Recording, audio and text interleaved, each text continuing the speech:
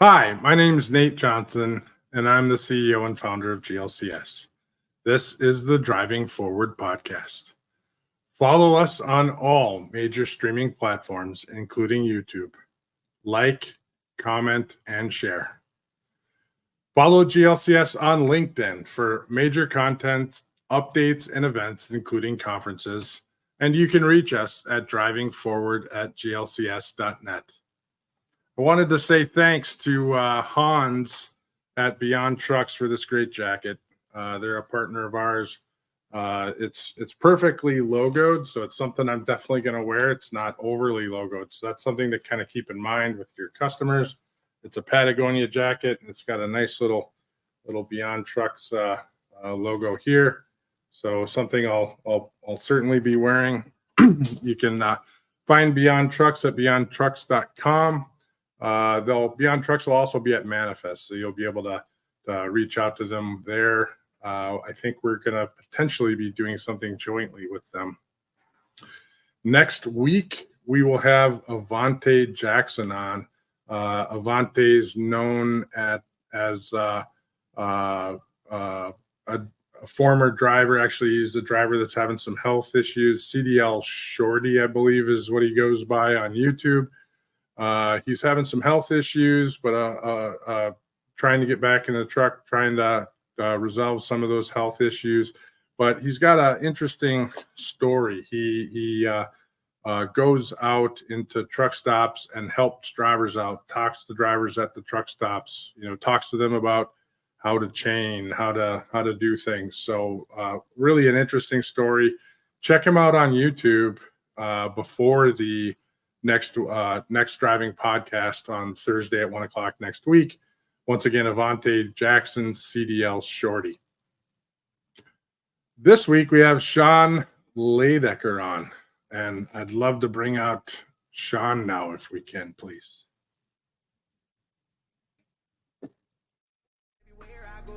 It clouds my mind and soul. It turns my heart cold. But I keep drinking because it makes me feel like I'm not alone. That was a good song, Sean. Thanks for coming on board. Great to have you on. I'm just going to start off with that song. And Shrey, can you play that whole 30-second clip? Repeat the cycle every day. I gotta start with a drink. My life been getting sort of crazy and I don't wanna think. I look myself right in the mirror and I don't even blink. Then I get angry, take the rest and pour it right in the sink. I know where this road goes. Alcohol ain't my friend, but I keep drinking cause these demons roaming. Follow me around everywhere I go. It clouds my mind and soul. It turns my heart cold. But I keep drinking cause it makes me feel like I'm not alone.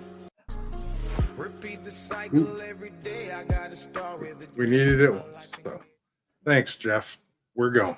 That song, Sean, before we get too started here, I wanted to say a quick story. So I listened to that song probably 10 times last night and trying to find, first it resonated with me in an interesting way. But I wanted to find the perfect little clip in there, and who knows if we'll get in trouble for running it that long, but I wanted to run it that long anyway, because number one, I know that song has some importance to you for a variety of reasons. But so that being said, if we want to talk about it now, if we want to talk about it later, I really appreciate you coming on the show today. I think we have a ton of stuff to talk about. Why don't you tell us about yourself? Passing the mic over to you. Awesome. Well, that got me a little off guard. First and foremost, Nick, thank you so much for giving me this opportunity. I'm super excited I was able to connect with you, to find you on LinkedIn. I truly kind of believe that we are like-minded individuals. Even to the point that, your post yesterday evening, again, talking about tenacity, that hit home. You might have listened to my song choice 10 times, but I've read your post 10 times before this podcast. That artist is, the artist's name is Dax, D-A-X. He's a Canadian up-and-coming hip-hop artist. I just happened to fall on that song by Dumb Luck. Probably actually 21 months ago, which is 20 months ago is the date that I decided to make a decision and stop drinking alcohol. But again, as I'm sure you probably correlated to, right? If you just take the word alcohol out of that song, I mean, it hits home. It hit home, especially from one entrepreneur to another to a person that's had to fight his way up, to grow your company, GLCS. I mean, take the alcohol side out. There's so many different references that we can use for it on a daily basis. But yeah, I mean that song hits home. It reminds me of everything, why I do what I do every day, why I wake up, why I put in this relentless pursuit for, to continue to grow this great company and the message that we stand for.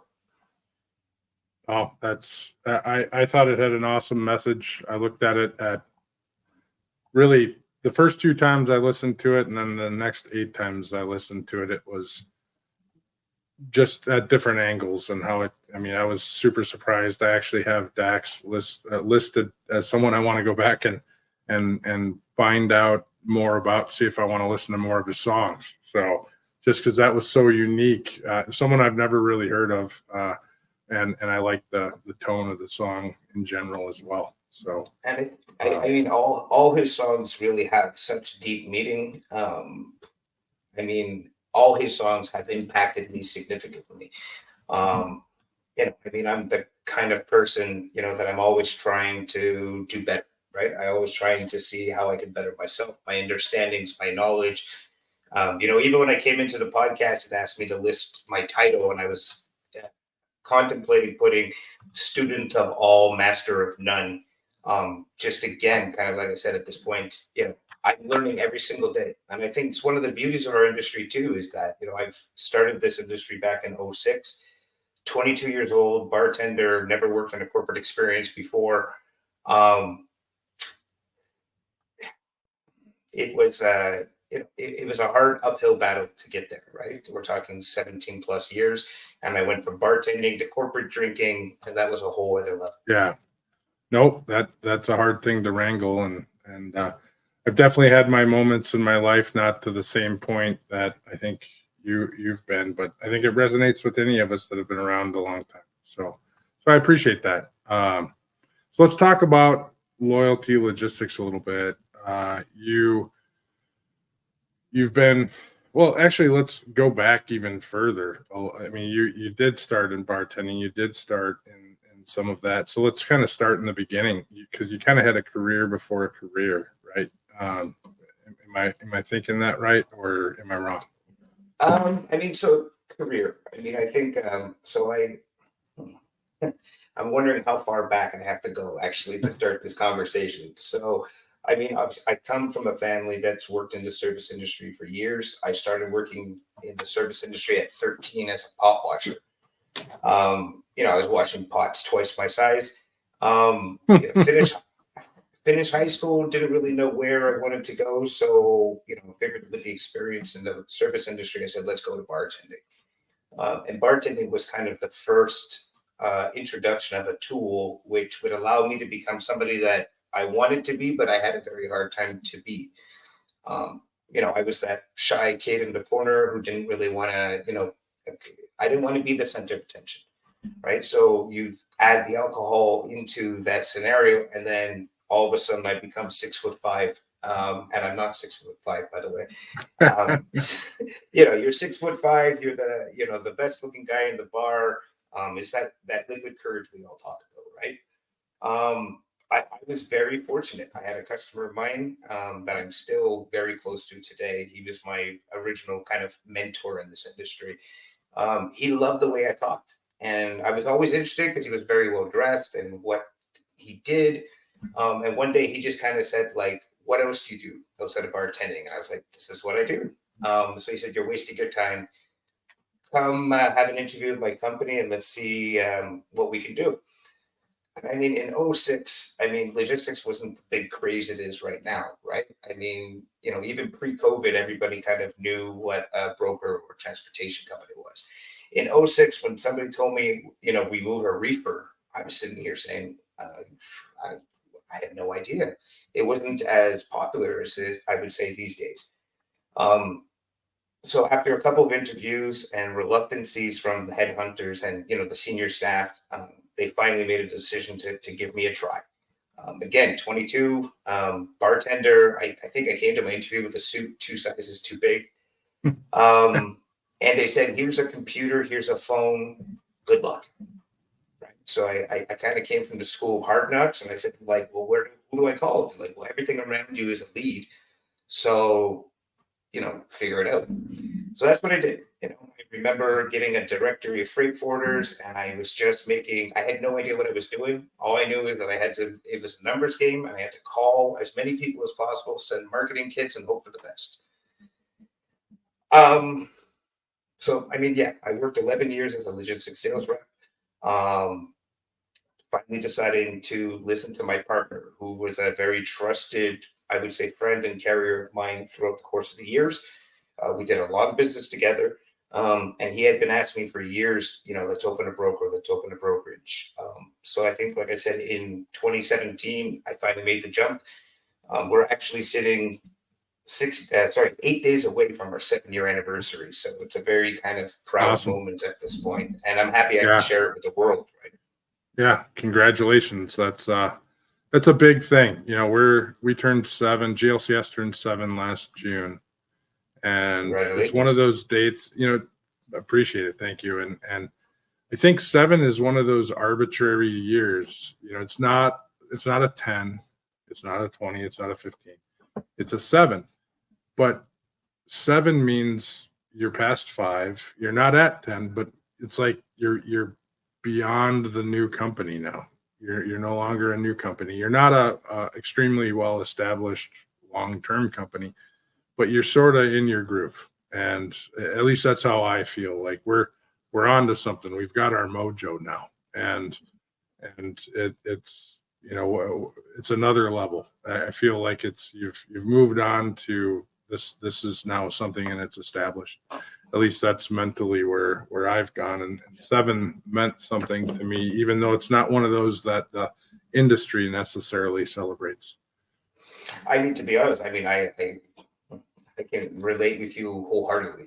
I think the only thing that I think the thing I'm most proud about by achieving a 7-year anniversary is that I've been able to survive, and my company's been able to survive many, many, many, many, many mistakes that I've made as I've learned to move from, a traditional logistics salesperson to becoming an owner or, a leader within my own organization. I was able to wake up on January 1st this year and breathe, knowing that, finally those past mistakes we've learned, we listened, we applied, and we empowered the right people to make sure that those mistakes don't ever happen again.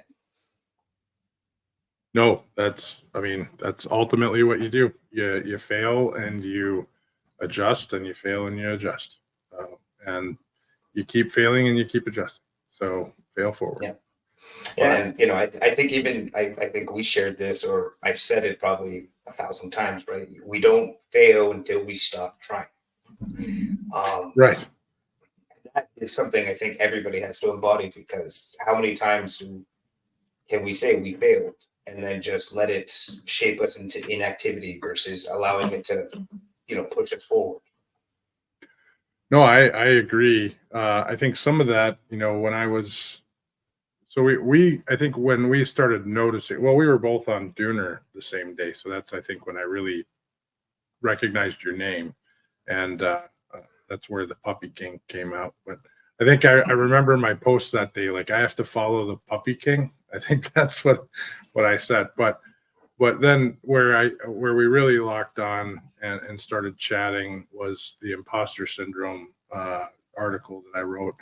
And that's something along the lines of failing and being afraid of failure and being afraid to announce that you fail as some of that. You and I have chatted a little about imposter syndrome and how it impacts our life and how we've maybe grown past that and how we recognize that. So you want to talk a little bit about that and how it maybe you've grown through that throughout your life a little bit, and how it impacts your day to day, or maybe not so much anymore.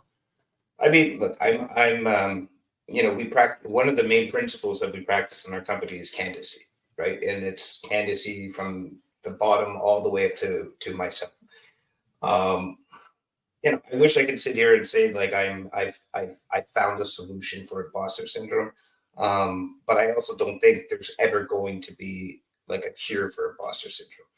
I think it's just kind of one of those things you have to be aware of. And it's odd, right? To correlate it to addiction, right? I'm never going to not be an addict, right? It's not to say that I'm an alcoholic, right? But I have a whole slew of isms that, I can utilize to escape, right? So I'm addicted to the escape. And I realize now after a long journey, I'm never going to be able to be cured of, my escapism that I constantly look for in life. And it's the same thing too, is that I'm never going to be cured of imposter syndrome. Just for, I guess, the world, right? So last night I wrapped up my work, and then it was realizing I've got this 1 hour podcast I've never done in my life. So the first thing I do is message you. I'm like, hey, how does this work? Pre-scripted questions. That was my imposter syndrome kicking in. It was saying that I have an hour of, live televised event that I've never done, and I don't want to mess it up. And I didn't have the faith in myself to be able to do it. Now, naturally, you and I, we chit-chatted, you gave me some peace of mind. And then this morning, I woke up and I felt great. I felt ready to go. I'm ready to share a message. So, again, imposter syndrome, I think it's something we have to learn to live with. We need to be able to recognize it and realize that when it's kicking in. I can even tell you today, right now, like I have a hard time talking about my successes. I have a hard time recognizing this company's strengths and the growths and everything that we've done in the last 7 years. I don't know about you, but I'm the kind of guy that, unfortunately, I tend to focus on the negative versus the positive.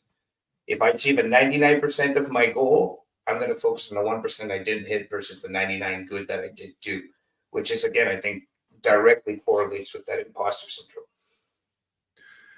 I'm right there with you on a certain level. I think I'm probably a little bit further down the road because I recognized this a long time ago to some level. But something I will say, I've never been one to broadcast wins. And I've realized that we need to do that, but it's the right timing. I'm an extremely humble person. And I've not wanted to broadcast those wins because I don't want to sound like I'm over advertising, or I'm not being humble, and I don't like being that guy. But on the same hand, we have a great organization. We have awesome employees. We make a big impact to our customers, and we want to celebrate that accordingly. So we've actually engaged another organization to help us find that right messaging, because you want to make it right. And we need to be trained on when do you actually state that. I'm excited. We had our first real discussion this morning with some of our leadership on that and this external organization. So super excited to move forward with something like that. But it is new to us. Some of those skills we have, and it's just how do you apply it? I mean, if you're in sales, if you work with people, you already know how to do these things. It's just timing, and it's how appropriately do you apply this information. But I hear you loud and clear. Lots of us, especially in trucking, we have a tendency of focusing on the negative because there's a lot of negative, and it happens over and over and over. Late loads, turbos blowing, et cetera. But there's also a lot of positive. We have a tendency of focusing on negative all the time. But if you turn around and look and say, man, we moved 1,000 loads today or 200 loads today, and 180 of them or 190 of them went just fine, and those 10 didn't. But we're really focused on those 10 because that took up 80% of our day, and that creates problems. So, 80% of your day is occupied by your problems, not by your. There's a couple of different sayings that also helps to remind us of that thing. Right? Which, example, you're only as good as your last load.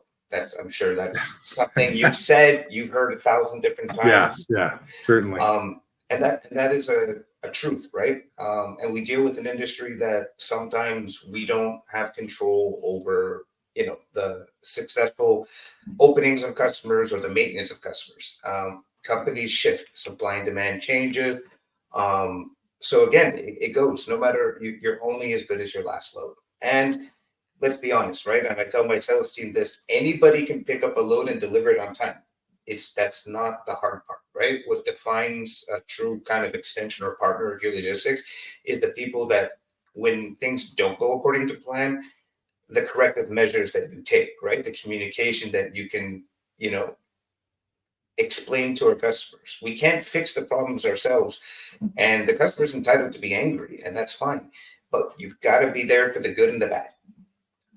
And we can't save the day, right? We need to just be transparent, work together, and hopefully at the end of the day, it's appreciated, and we hope for the best. No, agreed. Completely agreed. So talk to me. Oh, go ahead. Sorry, I apologize. I had a quick question before if we choose to move away from the imposter syndrome, but sure. How do you react on, say, birthdays? If you get like big grandiose presents from your families or whatnot, I'm just very curious. That's pretty rare. I don't get that. I have teenagers, so yeah, that doesn't happen yet. So I haven't. I at least that hasn't happened yet. So how do you react in that scenario? And it doesn't necessarily have to be like grandiose presents, but honestly, I'm a giver. I don't like taking. So birthdays, generally speaking, are very awkward moments for me. Because again, I like to give everything, but I don't like to receive. And when I do receive, it's I'm the most awkward person in the world, right? We could sit here for hours and chit chat, and we could probably have a great conversation until such point you decide to give me a gift, and I have no idea how to react. A good example, I think, of that is the proverb. Well, you go out to dinner with a customer or a vendor or whatever, and somebody goes to pay the bill. I used to struggle with that. I want to pay the bill. I'm the guy that pays the bill. Whoever's going to pay the bill gets to pay the bill. I'm not going to argue with that. I remember a long time ago, I was at a meal with a whole bunch of people, and it was like an argument on who was going to pay the bill. So, but no one would back down. So, and nobody would agree to take part of the tab. So, but this is an example of that sort of scenario as well, where you just won't accept the fact that someone else is going to pay for you. So I think being gracious is part of learning that evolution, being gracious, understanding how, and that's something I've had to learn to do a little bit. So, accepting that type of scenario, but I don't know if I have a lot of, getting a jacket from a vendor normally, or not a vendor, but a vendor partner. Normally I would have said, don't worry about it. We don't create, GLCS does not monetize relationships with partners as well. So for a variety of reasons, but some of that may be related to the way that you're stating, but I think primarily we in the way of referrals, I should say, we don't monetize relationships with partners for the most part. But I think you have a solid point. Some of us feel awkward when somebody gives us something, or we, for whatever particular reason, it could be you don't want to feel like you're beholden to that person, or I'm certainly a giver. Christmas at our house is big. I like to have everybody open a lot of gifts, and that's on me. So I'm not quite sure. I just like that. So But and the reason I asked the question is just to see, like, have you ever put a thought into the imposter syndrome and the inability to, receive a gift like a lot of people, like most people, right? Um, I don't know. I have some correlations there between that imposter syndrome, and I think it's just more or less that, again, that vision of ourselves, right?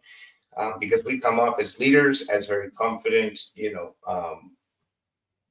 people that have their things together, right? So when those gifts are received, I think it's that reminder. It's like, no, I just feel awkward. I don't deserve this gift, right? Everybody else deserves the world, but I don't deserve that particular gift. So I don't know. I just, it was a thought Yeah, process no, that's always kind of put to correlate to the imposter syndrome. no, fair point. It may or may not be related. I mean, there's in kind of I've read many articles on this now. Some of them more like books, but there's a component of imposter syndrome called the soloist. It's where someone feels like they need to accomplish things on their own, and I wonder if that kind of fits into that type of role. Typically, it's more business related and professional.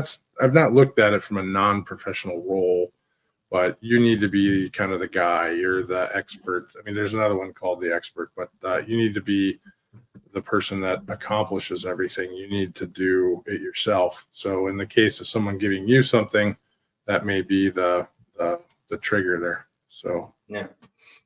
Yeah.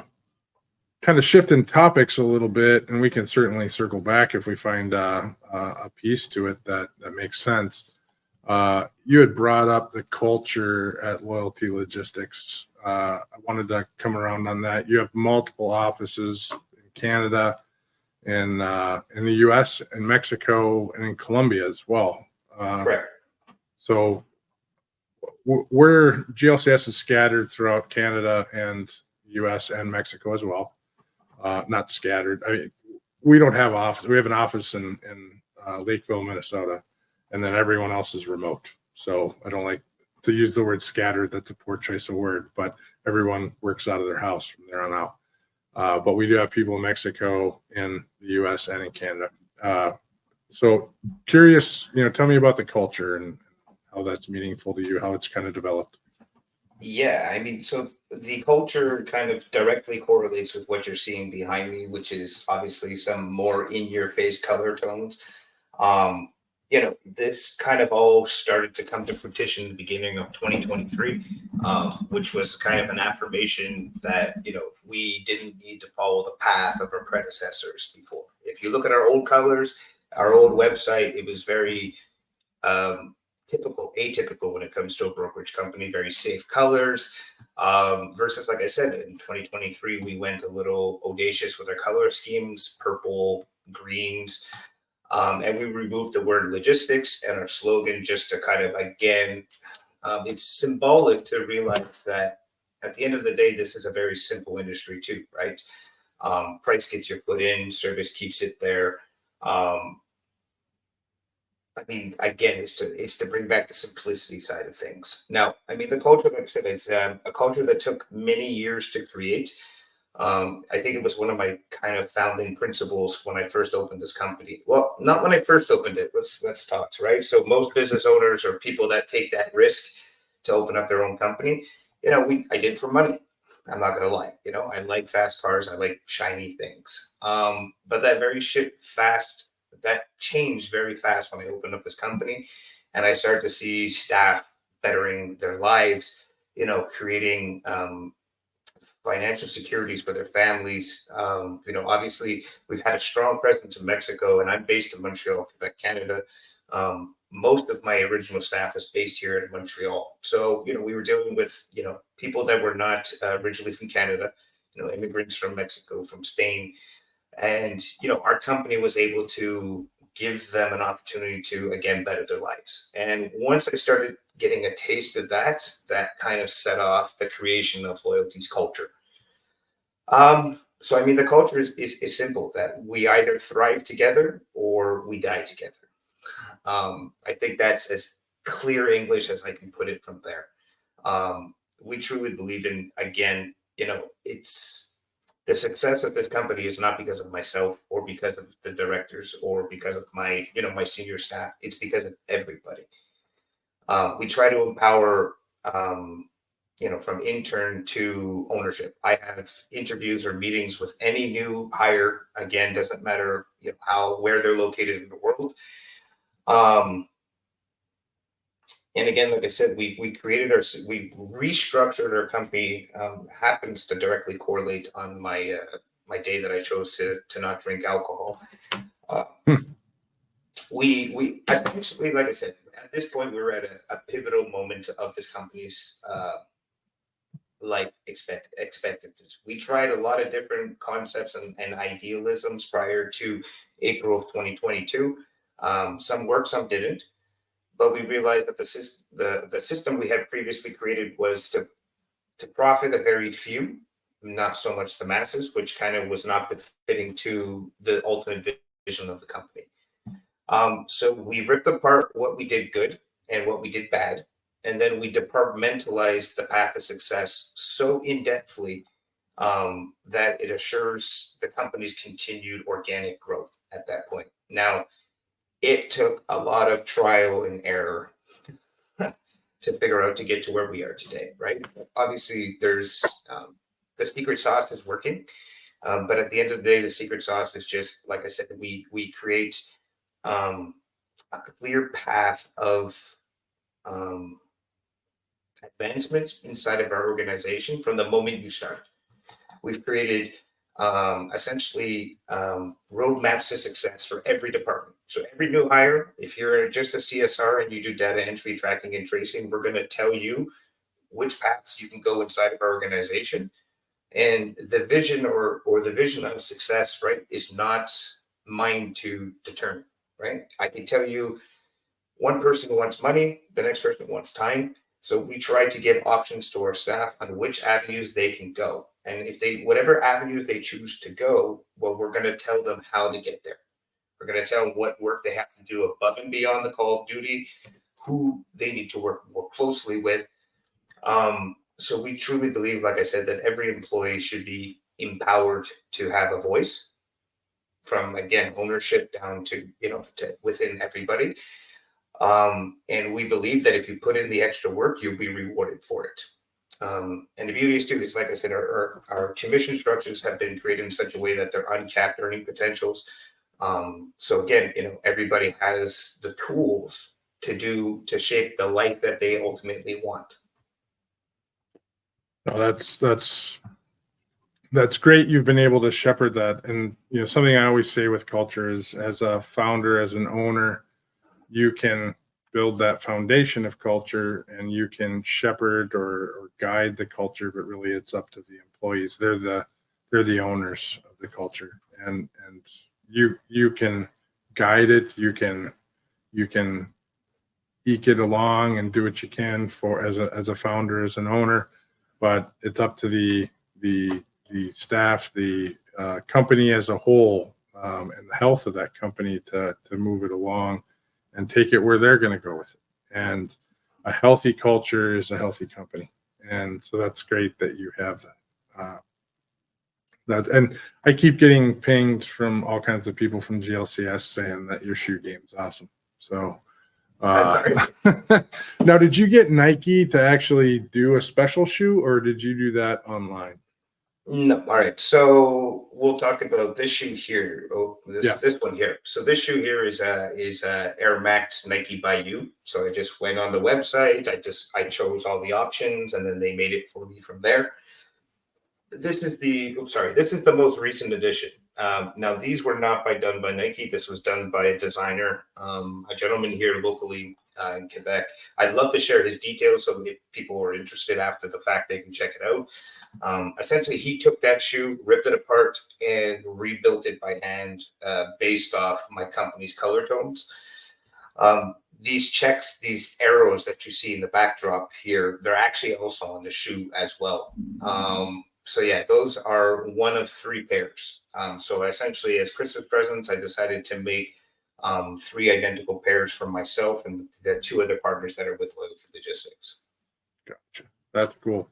Yeah, we've talked about doing GLCS shoes just because, you know, shoes are a thing. And if you would have saw me at F3, I was running around with, so at conferences, I decided pink shirts, pink shoes. And so I was running around with pink and blue, very similar to your colors, maybe a little hotter pink, but a shirt similar to this in color and pink Jordans. And I was looking for engagement. I'd never been to F3 before.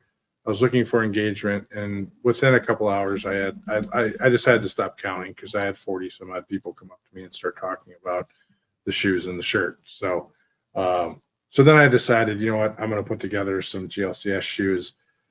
And then shortly after that, you had put those shoes together. So, and I saw the post online for it, but to come along with that, I've at least had 7 people reach out to me while we're talking about your shoes. So, well, I'm happy. There's actually one pair that you guys don't see there, which is the most recent edition, which is our Air Max 1s that we have that are purple and green as well.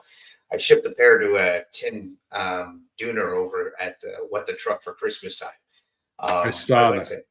I'm lobbying at this point to get Nike to talk with me to create like an official loyalty shoe. So I don't know. I'm hoping. I've tried to use my social media power to capture some attention. I sent them messages and emails. So yeah, I'm hoping that we capture the right attention. I can make the official loyalty shoe. But yeah, I mean, our swag has been really, really catching on. Actually, my LinkedIn is very active with people asking for hats and shirts and sweaters.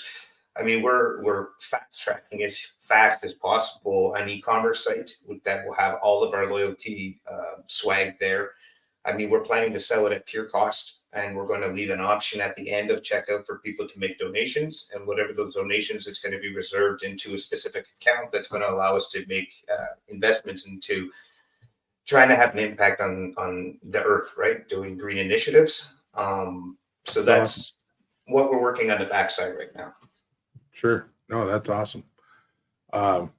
Speaking about that stuff, all your swag, all that stuff. So here's a couple posts towards the end of the year. And so as I was winding down my year, I think a week before this, I had said, this is my last flight of the year. I'm looking forward to stop and be done and no longer travel through the end of the year. And then all of a sudden, Sean pops up, and I can't see the date there, but I think it was somewhere around December 18th or somewhere thereabouts that week at least.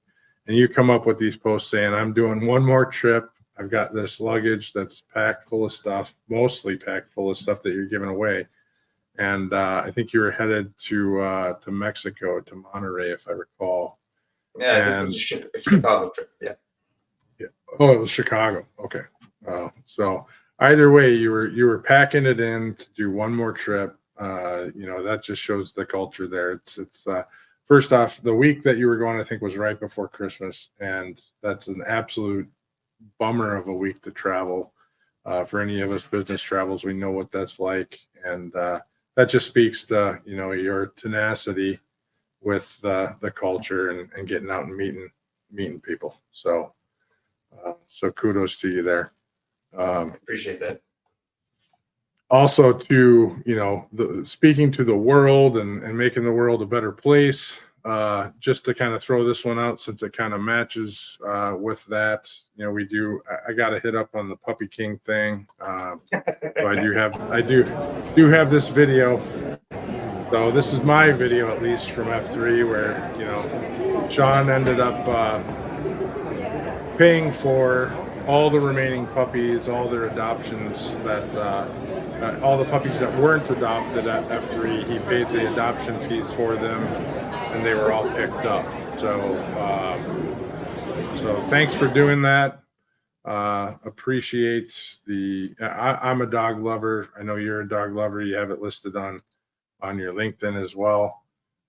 So definitely appreciate you doing that. I know that's one of the reasons you're on Dooner as well, but certainly appreciate the help with the dogs. So I appreciate it. And I mean, it's odd how things work, right? I mean, I adopted those dogs again, just, as we were talking with, not really looking for likes or shares. And Tim managed to get it out of there. And, he tracked me down at F3 and we got together. He took a sneaky picture and put this post about me and labeled me the puppy king. And it's been off to the races since then. And I was really kind of putting the value of that event to my first speaking event, which was really, it was awesome. And I got to speak about some topics that were near and dear to myself. But so much has happened since that Tim post, since I've adopted these dogs, or paid the adoption fees for those dogs. Right. And like I said, I mean, one of the core roots or, the things that I wanted to do with Loyalty was I wanted to make this company do good for the world. Right. So it's not just about making profit and putting it into our pockets. It's about reinvesting it. I mean, I don't come from money. I had to start working at a young age just to be able to keep the lights on. So, as this company grows to become more profitable, again, I want to make sure that we can do some good there. And I can just tell you, I mean, we have so many things in the works for 2024. I wish I could spend the time to tell you about them and bring you up to speed. But we're not quite there yet. Right. But if it's anything like we've done, it's unorthodox. It's not the logistics ways, right? I tried to do everything in this company the Loyalty way, not the way that it should be done. And obviously, it's caused a lot of growth pains over the course of the years. Almost destroyed me, if anything. But I believe, like I said, everything in life happens for a reason, and it's led me exactly to this point where I am right now, having a conversation with you. So yeah, it's odd. No, The Puppy King label has worked in my favor, which was I never thought it was going to in a million years. He coined it well, and I appreciate doing it your own way. I mean, in a lot of ways, we have a very similar story. I didn't come from much myself. My dad was a mechanic. My mom worked in daycare. I'm self-made.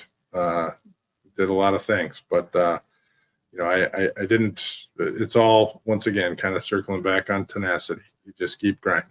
So you just, if it doesn't work, you find a way to make it work.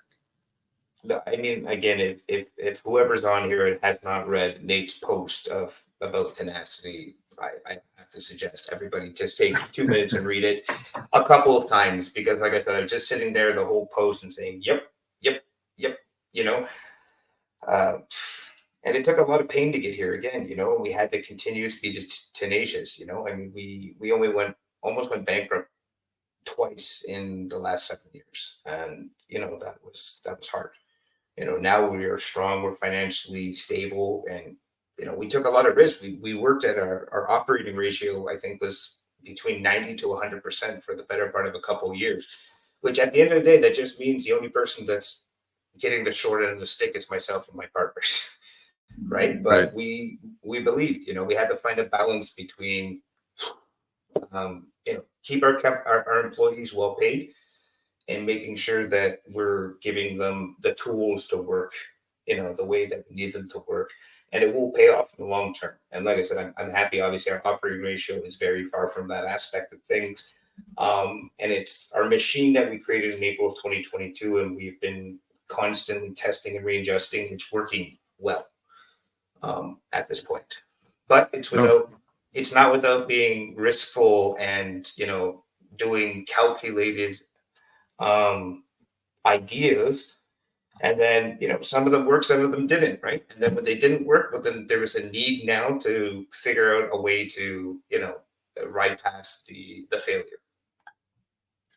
No, that's how it works. So I think, your story is not entirely different than anyone that has our backgrounds. So anyone that just sits there and grinds and grinds and grinds, and the founder stories are, if you haven't followed, you have a similar mindset too, but follow Chad Olison. If you haven't followed Chad with AVRL, I think you'd like his messaging as well. Chad and I have very similar mindsets to to the way that we see the world. So we differ in some opinions, but for the most part, we go back and forth, and he puts out typically a daily message that's pretty solid also. So Well, definitely follow him. Show me a good relationship where you don't bump heads. It just doesn't exist, right? So Right. if you told me you guys agreed on every facet of life, then I would say, okay, that's rare, right? Yeah, absolutely. So what's your strategy kind of going forward? I know you've come forward to be more focused and or be more visible in the transportation logistics community. What's your thoughts? Are you going to be at more conferences this year? Or are you what's kind of your plan in 2024 to make that happen? Yeah, I mean, good question. And I can tell you an idea and what I want to do, right? I try to stay in the moment. I try not to think. I have this saying that I try to run my life with, right? If I live in the past, I live in anger. If I live in the future, I live in anxiety. If I live in the present, I live in peace. So, as much, and that's a hard saying to embody as a business owner, right? Because it's our jobs to be the visionaries and to plan for the futures, but we have to remain present, and let the present dictate our actions. So, I mean, for now, since the start of the year, obviously, I mean, my days consist of like 100% Teams meetings every minute of the day. Just trying to get all the pieces positioned. And I foresee hopefully after January, I'll be able to take a little bit of a step back and start trying again to re-step up to be the voice of Loyalty Logistics. And that's definitely going to be, external marketings. It's going to be trade shows. I mean, any public speaking event, as uncomfortable as it's going to make me feel, I am willing to, to talk. So again, working with our marketing companies at this point, making sure that we have the right partners behind us, both internally and externally on the marketing side of things, making sure that our systems, processes, and procedures are in line with the culture and where we plan to go this year. Once I can take a step back from the front lines with my troops and I can, go not necessarily to the generalist booth, but at least, in outside of the chaos of logistics on a daily basis, I think I'm going to take a big, deep step into how I plan to, continue to share loyalty message. I mean, Sheree mentioned obviously the Mid-American Truck Show. That's going to be priority number one to see. I think that's going to be like the initial, going to continue to share the message. Excellent. Well, certainly if you have any questions on, thoughts on where you need to go or anything, we have a lot of people on staff that can give insights. We've done this for a long time. So, we're around to just chat anytime going forward. So just reach out if you have questions or thoughts or just need somebody to bounce something off of. I'm here for you, man. I appreciate that. And, like, again, to go with the original statement, right? Master of nothing, student of all. I mean, this company wouldn't be where it is today if it wasn't for the voice of a lot of great people, right? And I value those people, right? So, again, any insight, any help, any guidance, I will take it, right? It doesn't mean that it's I'm going to listen to everything, but I'm definitely going to apply it and question things, right? But yeah, I mean, that's it. We just got to hunker down and ask the questions and listen, right? And Nate, before I know we're wrapping out of time, which is completely blows my mind already. What's your shoe size? I'm a Nike. I'm a 15 or a 16. So I am the opposite of what we talked about before. I am 6'3" and a very big guy. So, wow. Well, I'm like pushing 5'7". So, but in my head, I think I'm 6'4". So that's what counts. Sure. Yeah, I wish I was 5'7". The world is not made for big people. Just to put that up there. So try flying at 6'3" and a big guy. But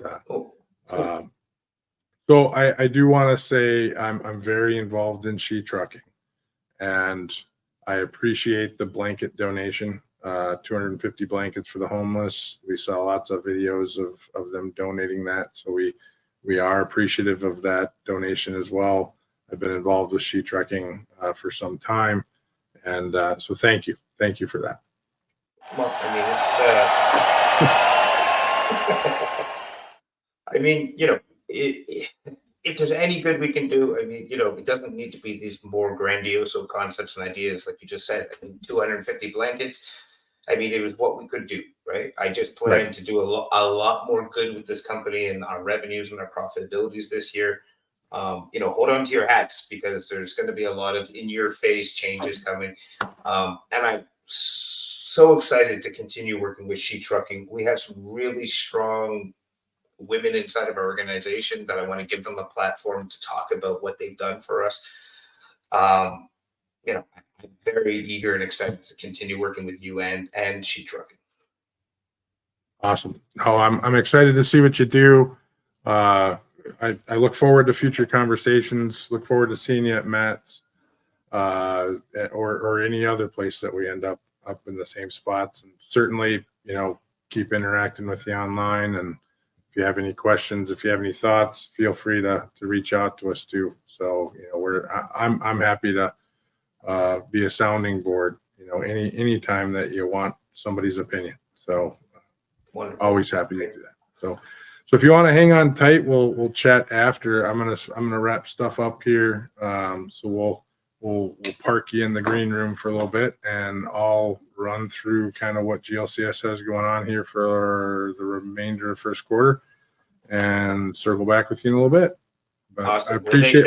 Before you go, where can everybody reach you? I mean, the best thing is why loyalty. It's a hashtag why loyalty. I mean, you can find us pretty much on Instagram or LinkedIn just by searching that hashtag why loyalty.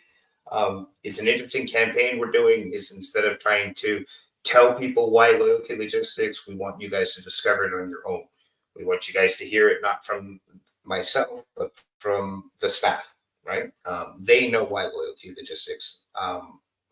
So that's about it. I mean, obviously, find me on LinkedIn. My last name's a little complicated, but yeah, it's properly written there. I'd love to chit chat and help wherever I can.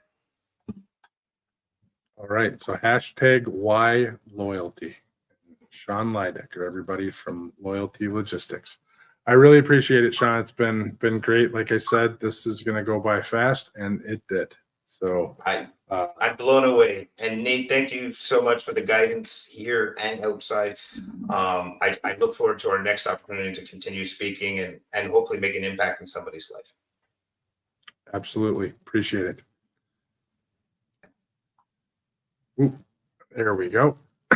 All right. So GLCS, the next few months here, we have a pretty heavy schedule. Coming up in February, we will be at Manifest, February 5th through 7th. You can stop by the Zell Logistics booth. We'll be there. There'll be a podcast area. There'll be several podcasters there, actually. We'll be running several podcasts, several live events throughout the conference. If you happen to be going to Manifest, we'd love to hear from you. We'd love to set up time to either have you on the podcast or interview you externally, or we'll probably be putting together some after-hour event as well. If you do want to be involved with an after-hours event, please reach out to us at drivingforward@glcs.net or sales@glcs.net as well if you're interested in partnering or attending at Manifest. Following Manifest, we will be at Matt's from March 21st through 23rd in Louisville. Primarily, we'll be walking that event, but we will be attending it with She Trucking Foundation, which will have a booth. And we'll be looking for everybody there. So please reach out to us if you'll be in attendance. We'll be happy to meet with everyone. Looking forward to that event. It should be a good one. Immediately following Matt's, we're driving over. We may not actually be at Matt's on the 23rd. We have a booth and are a sponsor at the TCA annual conference in Nashville, Tennessee at the Gaylord. So we'll have a larger number of people at that event. We're looking forward to that as well. We'll have more details as we get closer to that. Finally, Broker Carrier Summit. This is a large one for us. We do have a sponsorship at the Broker Carrier Summit as well. Broker Carrier Summit is in late August. I think it's the 22nd through the 24th. For some reason, my notes are missing on that. The Broker Carrier Summit is the place where hundreds of carriers and brokers come together to build meaningful connections and find legitimate players in the industry. At the Broker Carrier Summit, we're on a mission to transform the relationship between carriers and brokers, say goodbye to distrust and hello to mutually beneficial partnerships. We believe the key to transformation lies in fostering open communications, enhancing education, and meaningful connections. Early bird pricing on the Broker Carrier Summit, I think, is still a go. That's 10% off. And there is a promo code, I believe that's still active as well, and that is SheTrucking1, lowercase SheTrucking1. I think we have that. I can put it up. Let's see. There we go. It may be all lowercase SheTrucking1, but with that, I appreciate everyone everyone watching today. Thank you once again to Sean Laidacker for coming on board. Tune in next Thursday. It should be a good discussion with Avante Jackson. Once again, CDL Shorty on YouTube. Looking forward to talking with him about what he has going on and where he's going in life. So stay curious, stay informed, and keep pushing the boundaries of what's possible. Until next time, drive forward with purpose and innovation. Thanks for watching.